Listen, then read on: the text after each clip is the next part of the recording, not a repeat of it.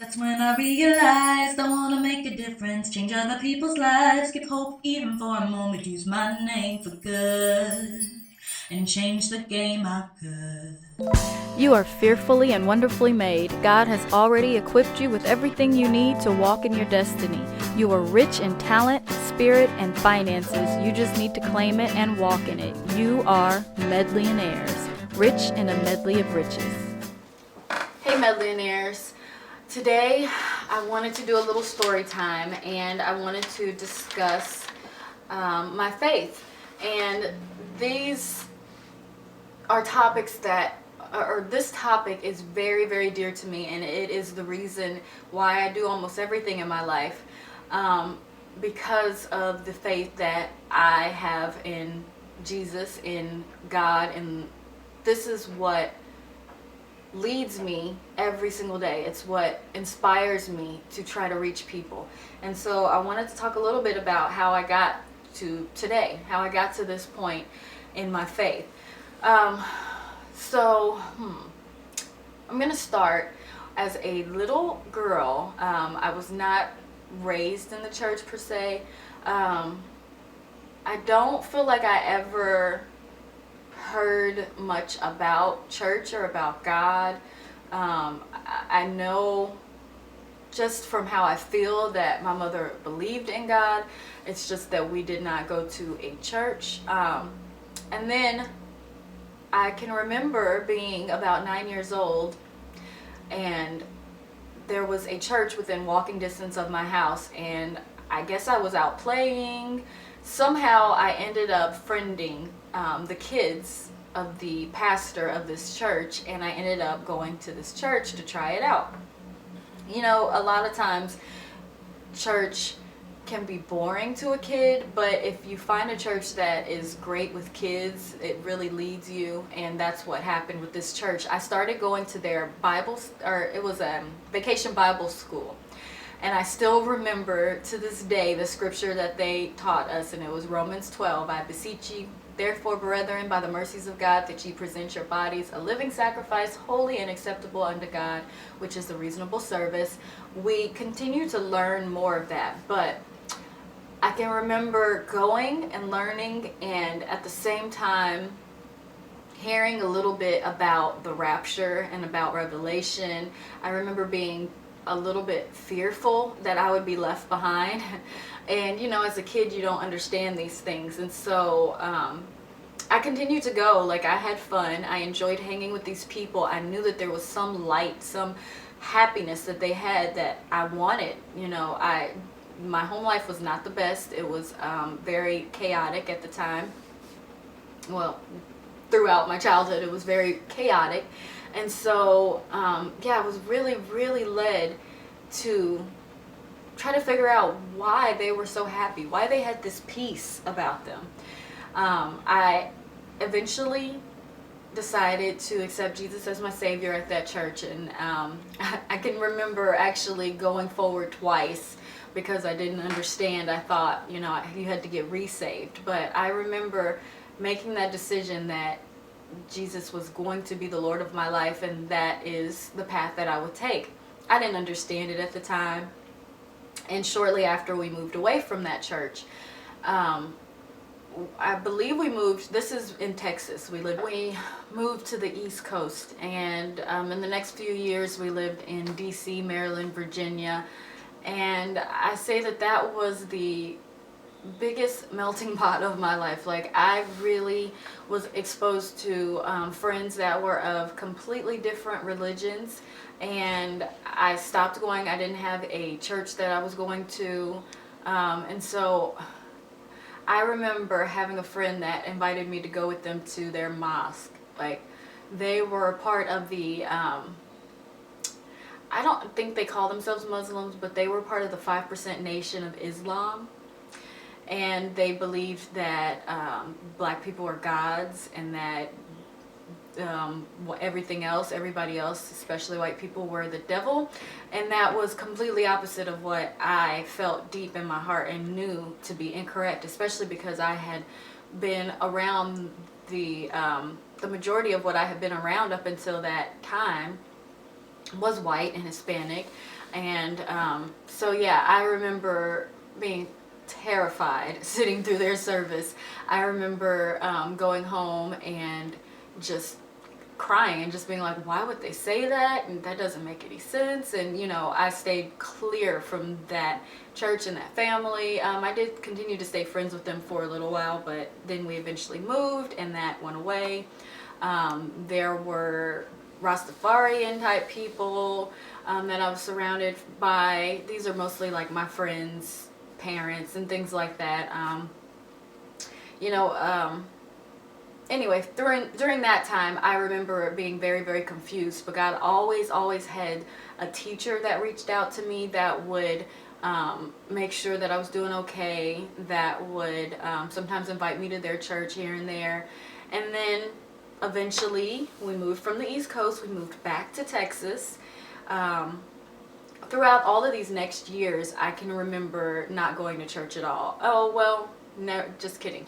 One time, my mother's best friend at the time, they attended a Catholic church. So I remember going to Catholic church with them. And I didn't have any problem with it, but it was long and boring, and I didn't understand what the hymns were about. It was just going over my head at that age. Fast forward to middle school, and the neighborhood that I lived in was a pretty rough neighborhood, and so the Church of Latter-day Saints, the Mormons, would come to my neighborhood and offer us free hot dogs, free food, ice cream, those types of things if we would come to their church. I always went. I was always drawn to church, and so I really did not think that they were any different than what I had started with, the Christianity. After a few months of going there, my mom finally stepped in and said, no, they don't believe the right thing. You can't go there anymore. And she stopped me from going there. So once again, years passed. Every once in a while there'd be a church that would come get us. Get me. I would be in the gospel choir and things like that with the community and the school, and I was still led towards God. I still always wanted to be a part of anything that had to do with Christianity or God.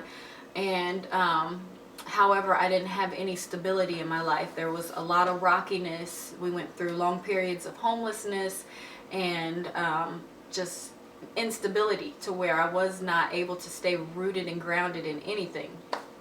Eventually, I moved in with my grandmother when I was 15, and we started going to a Baptist church. And so there was a little bit of church at that time. At that time, I still didn't understand. I got to a point where I continued to feel God's pull on my life. I felt it so heavy back then. Like, I did not understand, but I felt it. And I would spend time praying, and I ended up joining the church and getting baptized there in this church that was Baptist. And I tried so hard to follow those rules. We eventually left that church. There was some controversy that occurred, and so we left. And then I met my best friend, who is now currently and still my best friend, and she invited me to her church. And this was a non-denominational church, a multicultural church. And I can remember this was a New Year's Eve service. I remember crying so hard. The team did a human video, and it was of Mary Did You Know. That's why that song still gets to me so deeply. And they did that, and I cried and I cried and I cried, and that was my turning point where I knew there was no turning back. I was meant and called to be a Christian, a non-denominational Christian, and that's what I was doing. And I spent those next few years like really volunteering at that church and really digging deep and going to long prayer services and Bible studies and going on missions trips and those types of things. And that is what really gave me the foundation that later on would come back. Of course, I went to college and I completely lived a lifestyle that was the opposite of what I knew I was supposed to live. I never stopped being a Christian. I never stopped being in the gospel choir there and those types of things. However, I was living completely opposite of how I knew God wanted me to live. Fast forward to a few years later, and me and my then boyfriend, now husband, we were living together and living our life as though that's what we were supposed to do. We knew we loved each other and we're going to be together forever, but we just did not understand or have the example of marriage in our lives. And so eventually I remember going back to church, and I can't even remember. Oh yes, one of my close childhood friends from middle school invited me to this church, and she was like, come to church with me. I came, and I immediately felt convicted. I eventually dragged my husband. He did not want to go, but he eventually came around and became a deacon at that church. And so yeah, we went to this church and we became like very super involved to the point of exhaustion, and it was very tough on us. After a while, we ended up having to leave. This was a non-denominational church, but I would say it was more rooted in Baptist theology. Like, it was a lot more strict than what a non-denominational church is. And eventually we left and we found the father church of the church that we are at. This church that we are at now has completely changed my outlook on Christianity, on what it is to know the love of Christ. And that has changed how I approach people and how I want to reach people. It's to show them that even when you think that you've done so much that you cannot be redeemed, you can always be redeemed. Always. You can always turn back around and say, I'm going to walk this way.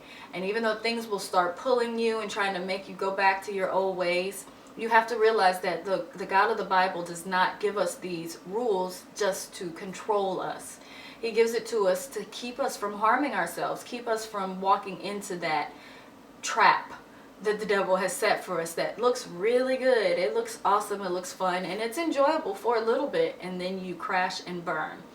And so yeah, that's my journey. I kind of rambled through this one because I normally like to write it all out, but I felt like this would be better just talking. And I hope that I was able to help somebody understand a little bit more about their journey, because everyone has a different journey and everyone has a different story. But if you could really sit back and look at where you've come and what you've learned, then it'll help you look towards the future and understand what the calling is on your life from God. And I believe everyone has a calling from God. So yeah, if you have anything you'd like to add below, or if you wanted to share your testimony, feel free to leave it in the comments and let me know what you think.